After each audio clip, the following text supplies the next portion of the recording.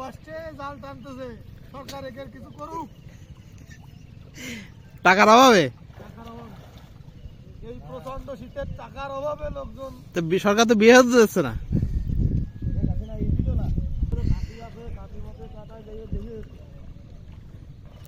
Sir গণবিয়েতে তো নাম দিতে হবে।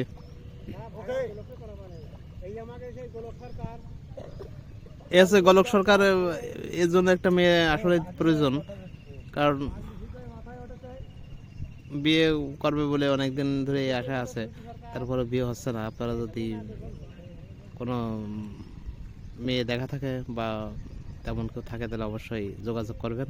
এই যে গোলক সরকার, এবং ভালো মাছ ধরতে পারে, এটা তার পেশা।